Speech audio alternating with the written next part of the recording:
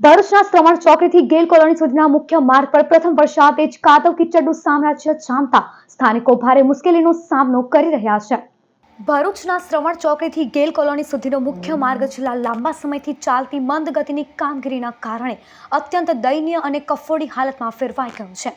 હજી તો ચોમાસાની શરૂઆત નથી થઈ, પરંતુ ગતરોજ રાત્રિના પડેલા સામાન્ય વરસાદના કારણે રસ્તા પરની માટી ધોવાઈ જતા સમગ્ર માર્ગ કાદવ કીચડથી ખદબદી ઉઠ્યો છે, જેના કારણે સ્થાનિક રહીશો અને વાહન ચાલકોને ભારે હાલાકીનો સામનો કરી રહ્યા છે।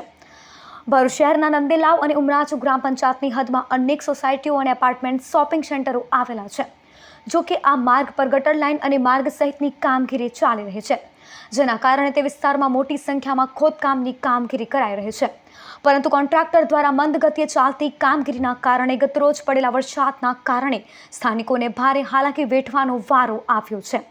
આ અંગેની જાણ થતાં જ ગ્રામ પંચાયતના સરપંચ, તાલુકા પંચાયત અને જિલ્લા પંચાયતના ચૂંટાયેલા સભ્યો તાત્કાલિક ઘટના સ્થળે દોડી આવ્યા હતા। જો કે ત્યાં એકઠા થયેલા નાગરિકોએ ચૂંટાયેલા સભ્યોને ઘેરીને ઉગ્ર રજૂઆતો કરી હતી અને આડે હાથ લીધા હતા। સ્થાનિકોએ આક્ષેપ કર્યો હતો કે નેતાઓ માત્ર મુલાકાત લઈને જતા રહે છે, પરંતુ નક્કર કામગીરી થતી નથી।